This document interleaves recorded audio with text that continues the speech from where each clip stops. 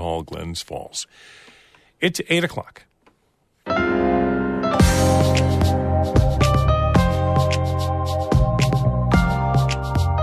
Good morning. This is Northern Light for Thursday, February 1st. I'm Monica Sandreski. And I'm Todd Moe. New York could close up to 5 state prisons this year. The head of the State Department of Corrections says a big reason is the lack of staff.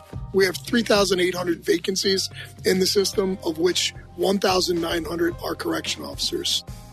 Democrats in the state Senate approved a plan to work directly with drug manufacturers to make cheaper generic versions of key drugs like insulin. Accessible and affordable prescription medication is not a luxury. We know that.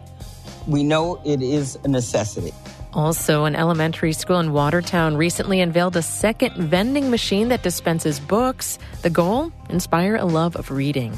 And we'll meet a couple in Cranberry Lake who make wooden duck decoys. These are duck heads, and these are, they need a little more sanding around the neck and under the bill.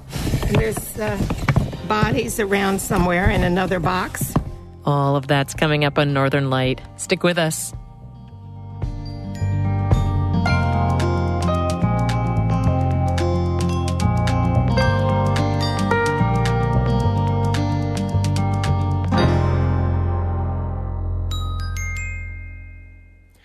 Broadcast of Northern Light here on North Country Public Radio is supported by Gray & Gray & Associates, CPAs, an accounting and financial services firm in northern New York with offices in Canton, Potsdam, and Spring Hill, Florida. GrayCPAS.com. And by AdirondackExplorer.com and AdirondackAlmanac.com, presenting daily updated news on public policy, environmental issues, and local communities in the Adirondack Park.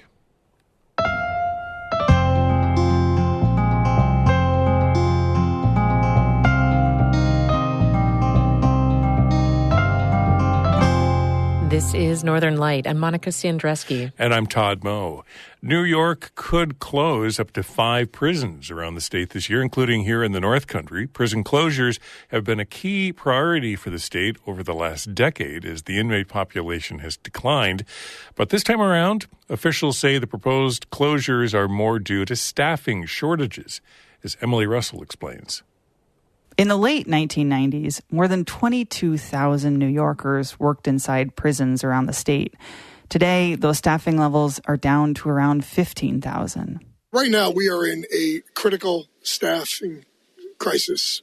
That's Daniel Marticello. He's head of the state's Department of Corrections and Community Supervision.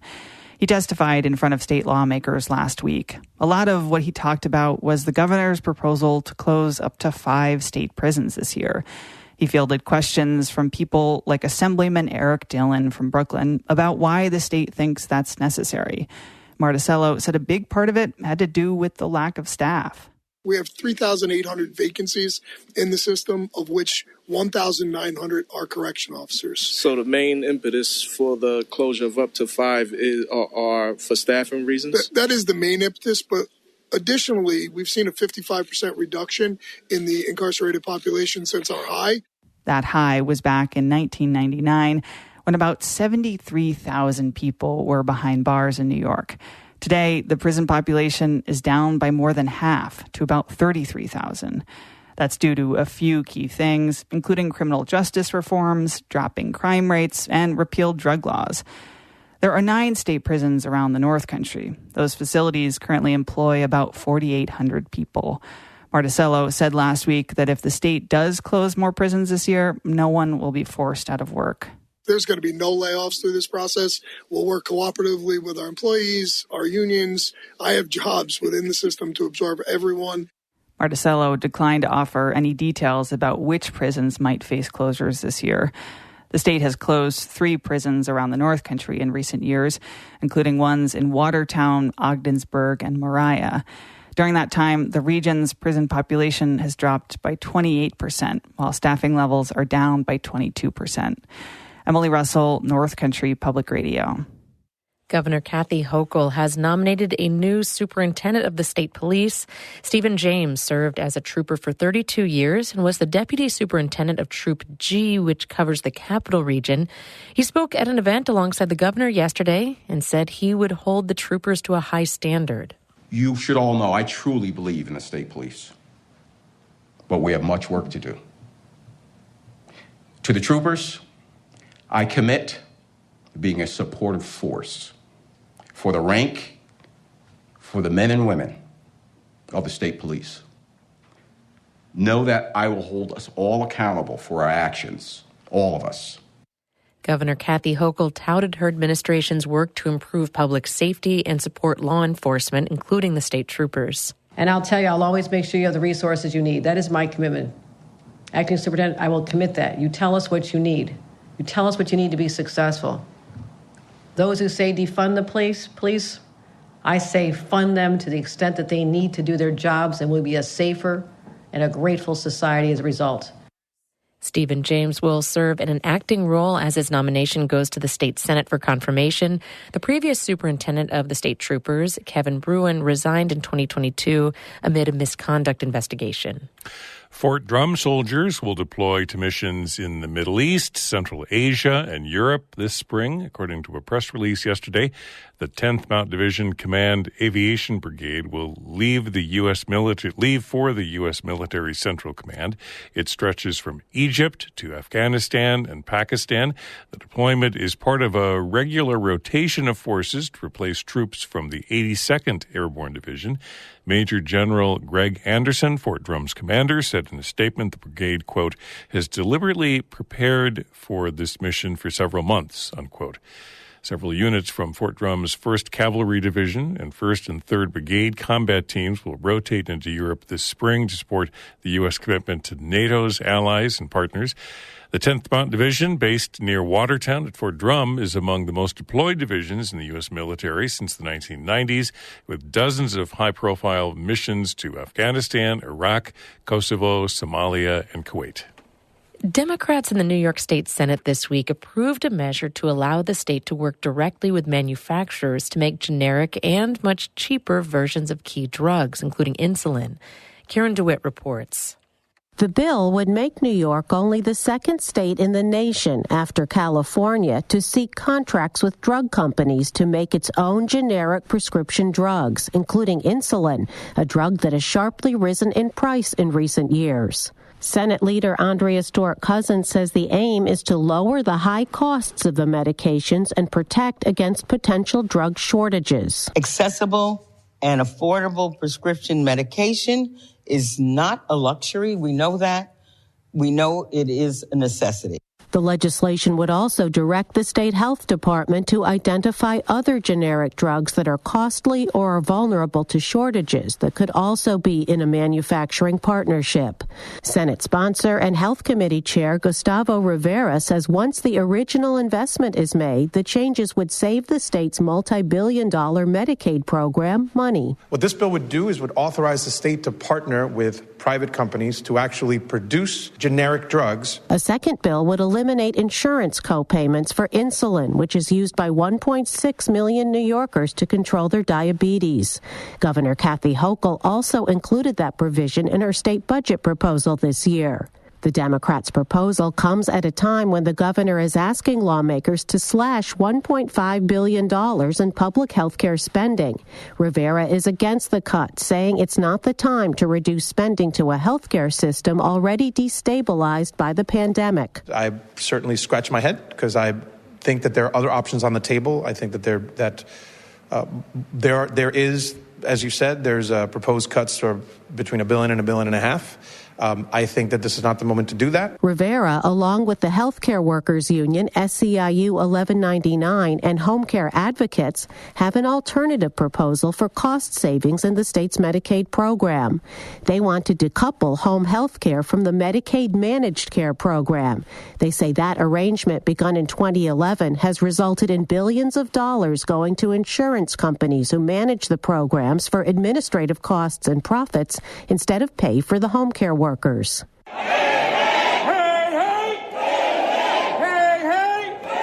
Rivera, speaking at a recent rally, says it was a failed experiment. It has not worked. What has happened, and every single one of these folks behind me can tell you, what has happened is that we have a system in which people are more needy, in which people who take care of those folks who are needy don't get paid the money that they deserve. He says the change could save the Medicaid program $2.5 billion a year. That's more than the amount Hochul is seeking in savings. The health insurance industry opposes the idea. In a statement, the New York Health Plan Association, which represents nonprofit insurance plans, says the previous fee-for-service arrangement was a dismal failure and that there are concerns among home health care providers and their clients, who they say are worried about the impact the bill would have on elderly and disabled New Yorkers. In Albany, I'm Karen DeWitt for the New York Public News Network.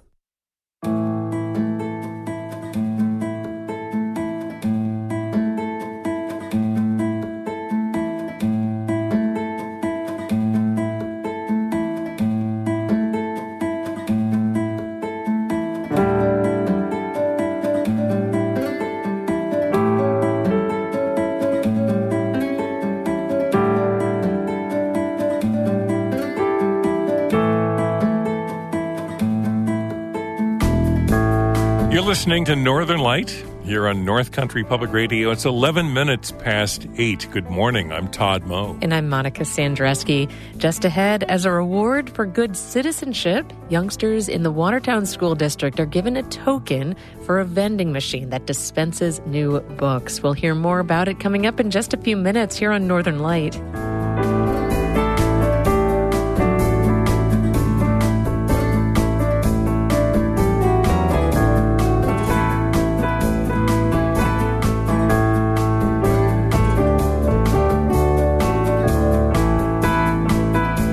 This is music by Wrightson Tongue.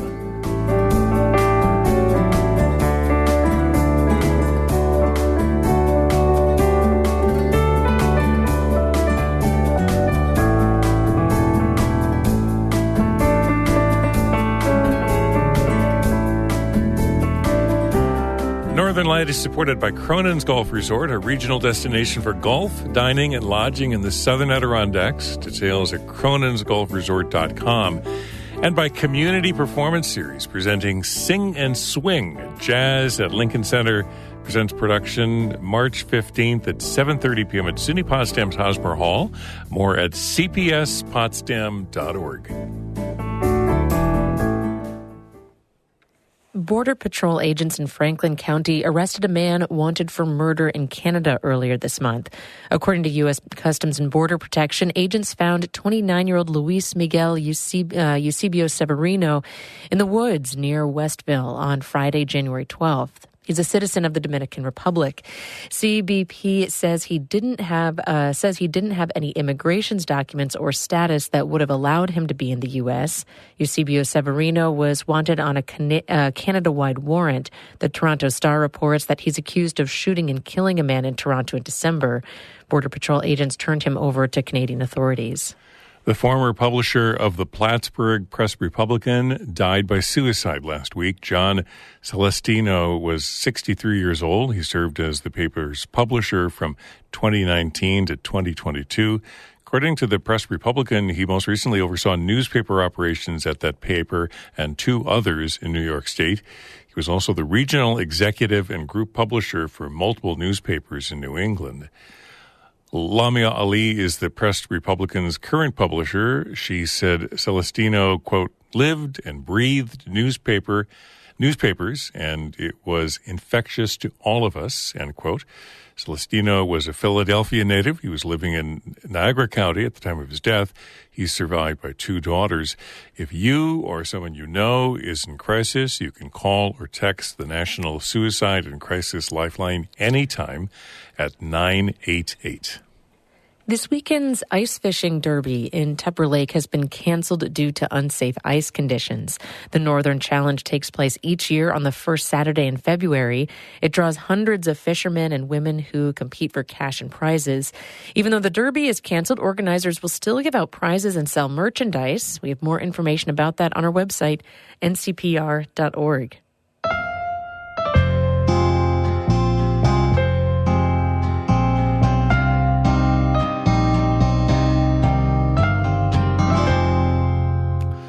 Some people can't wait to retire, but some people find their thing, something they love so much they never want to stop. That's the case for one Adirondack craftsman. Anna Williams-Bergen has this North Country at Work story. This is generally my job, what I do. It's a cold, snowy day in Cranberry Lake. Linda Jones wears fuzzy pink shoes and a big, puffy coat. She's shoveling a path from her house to the workshop. So, this is it. It is the headquarters of St. Lawrence River Decoys, where Linda and her husband Bob make wooden ducks. So there's different kinds. There's a canvas back, and this is a bluebill.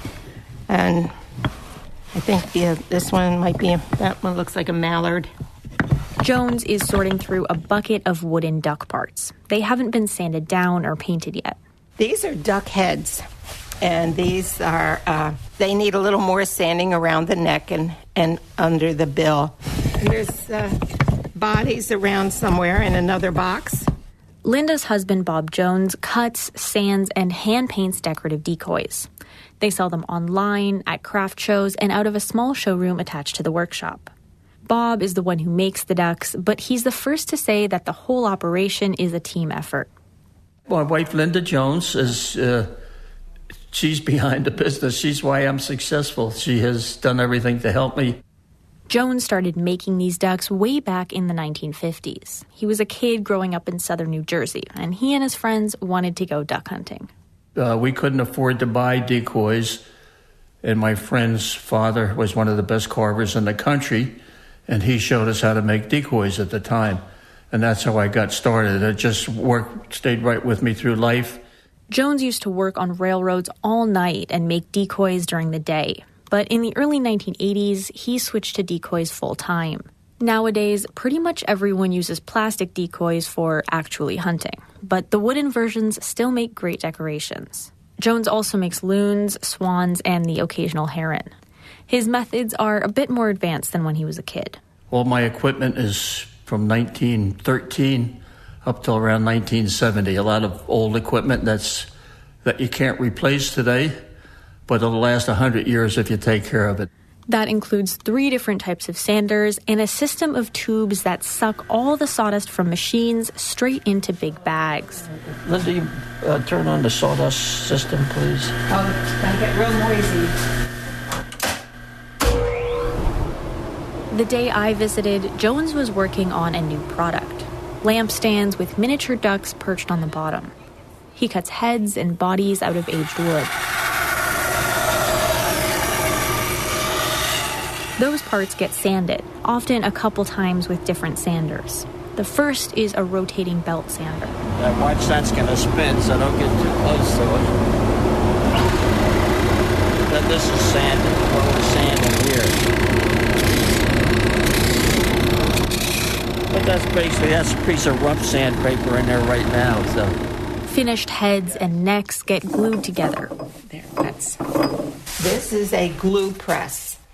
And you take several blocks of wood, glue them up, and then put them in here and crank these paddles down tight on there. It seals the 2 pieces together. The glue press looks a little medieval. It's made of heavy iron and probably weighs 1,000 pounds. At over 100 years old, it's also the oldest piece of equipment in the shop, and it has a great origin story. We found it in a wall down in Pennsylvania. A friend was retiring, and Bob said to him, "Do you have a glue press?" And he goes, "I think there's one in the wall." And we went over, he punched a hole in the wall, and there it was. His grandfather didn't want to move it, so he built a wall around it. After years of making ducks, Bob Jones is 83. He can't get out in a boat and do the duck hunting that first inspired him to make decoys. But Jones says painting them is as close as it gets. I hunted for years, and the last few years I just like watching the birds flying. My paint shop looks right on the river, and I can see all the ducks swimming by, and I like watching them now. Lots of people ask Bob Jones when he's going to retire. He says retirement is doing what you like to do, and he's been doing that all his life. For North Country Public Radio's North Country at Work project, I'm Anna Williams-Bergen in Cranberry Lake. North Country at Work is a long-running project of NCPR that collects photos and stories about working life in our region. If you have a work story you'd like to share, email us work@ncpr.org. Funding for the project is provided in part by the New York State Department of Education.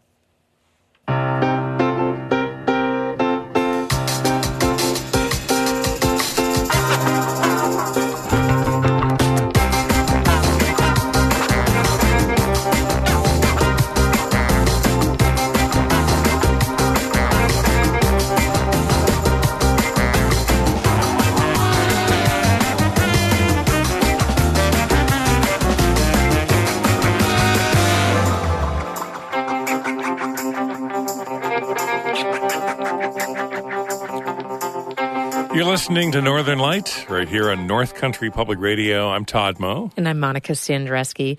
In just a minute, insert a token and get a new book at a vending machine for youngsters in the Watertown School District. That's coming up in just a couple of minutes. Then stick around after the show for Bird Note, building a nest box for bluebirds. We'll find out more just ahead at 8:42. But first, Todd has a look at the weather for us. Yeah, kind of a gray day today and tomorrow, but we might see some sun on Saturday and Sunday into the early part of next week. Wintry mix, according to the Weather Service, today and tonight. That means some freezing rain, some fog, some drizzle at times, some snow showers this evening, and then isolated snow showers throughout tomorrow. Partial clearing by Saturday and Sunday. The Weather Service says partly sunny Saturday with highs low 30s. Today, again, highs in the mid to upper 30s, and tomorrow as well. And then a little clearer on Saturday and Sunday with partly sunny skies. Right now, clouds, 33 degrees in Canton. The Watertown School District has unveiled another book vending machine at an elementary school. Youngsters at North Elementary are rewarded for being responsible and respectful with a golden token to be used to get a new book. I spoke with North Elementary Principal Sandra Kane and School Counselor Gail Bassett about the new machine that's been very popular since it was unveiled last week. Bassett says it's actually the second book vending machine in the Watertown District, and there are plans to expand it to every elementary school in the district. We have 5 elementaries in our district total, meaning K through 4. And I know that a couple of the others are also interested, so we're hoping that this will spread. And the district's been supporting getting these, so it hasn't been just a singular, building initiative. So that's nice. The district's really supporting the buildings having this. My name is Sandra Kane. I'm the principal at North Elementary. Our district does PBIS, which stands for Positive Behavioral Intervention Supports. What that is we try to have basically fun and interesting things that the students are able to work towards as rewards for just doing their job, being respectful and responsible and all those things. So to incorporate the book vending machine as part of our PBIS awards was another great way to just make things more fun for our students and make it inviting. We have picture books for children that are around K and 1 and some second grade, and we also have some chapter books for our older readers in there, so they get a wide variety to choose from. And it's a vending machine, but it's not something that kids are going to walk up and put quarters into. They earn the privilege? Correct. The system that we've set up, and every building is always going to do this differently, but we, in our classrooms, give out something called the Star Student of the Week once a week. And the teachers choose that child, and they choose that based on a lot of different things. It's not just an academic reward. I want to be clear on that. Sometimes it might be the student who was most improved that week, or a student who showed a lot of kindness to their peers and things like that. So the teachers always choose a Star Student of the Week once a week. That has been announced in our announcements for quite some time now, once a week. And there were some small prizes affiliated with that. So what we did is we hooked our book vending machine to those winners. So every child, so this is one student per classroom every week, they will be announced as the Star Student of the Week winner. They come down, they're given a golden token that came with the book vending machine. That golden token gets used right then and there, and the kids choose a book with some adult supervision, and then back to class they go. So we're going to be giving out a book from the vending machine to one student per class every week. And we have some other book giveaway initiatives, but this will be one that gives out really the most books at one time. This has to be just such a cool project. I mean, how have the youngsters responded? And a lot of smiling faces and that kind of thing? Oh, definitely. It's been fun because Mrs. Kane actually asked one of our staff, that is not me, a reading teacher, to be the person to meet the kids down there, give out the coins. She was thrilled. She's loving it. It's just so fun to be able to give kids something positive and positive feedback and to see them happy, and the kids are loving it. What's more exciting than getting your own little token to put in a machine and get something out?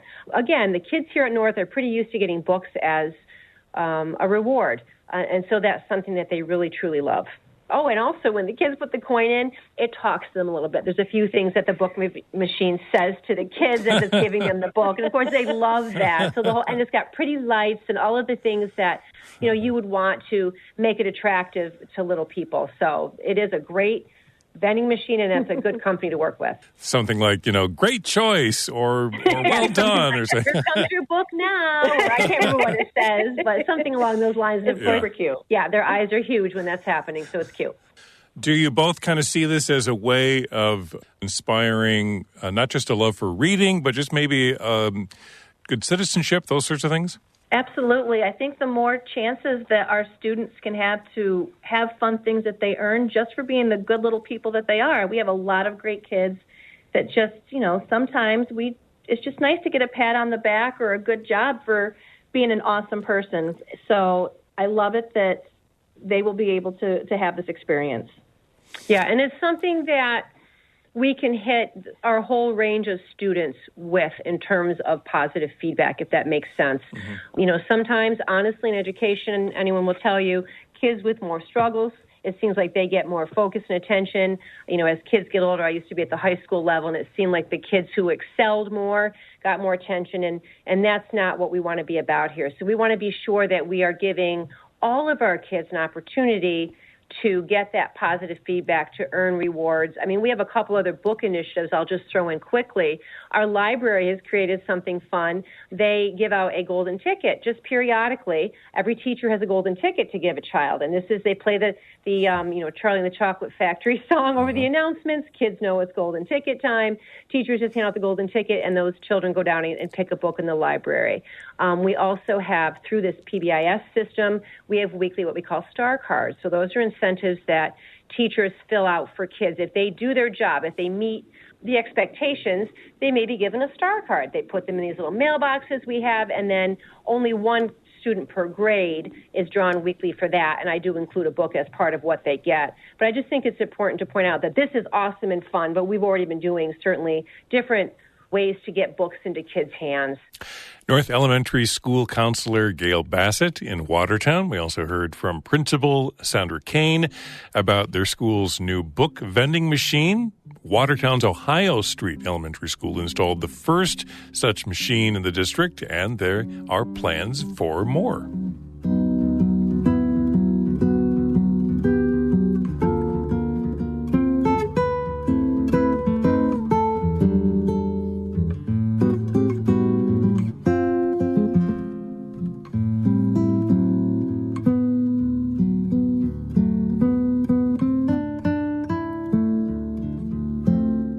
Music by Paul Myers, the guitarist in Colton. It's 8:28.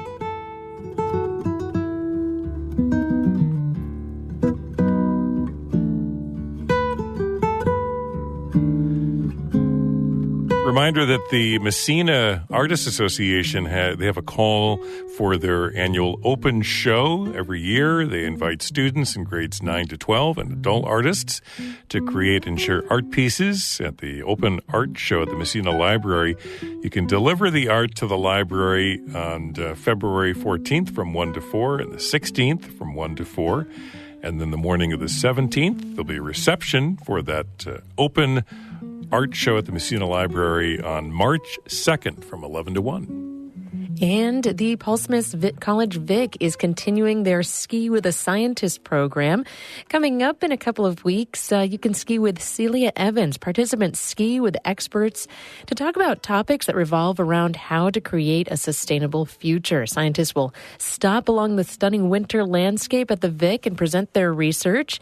It's free, but a trail pass is required. You can find out more from paulsmiths.edu/Vic. That's coming up on Saturday, February 17th. That's it for the show for the day. I'm Monica Sandreski. I'm Todd Moe. Thank you so much for listening. Be well.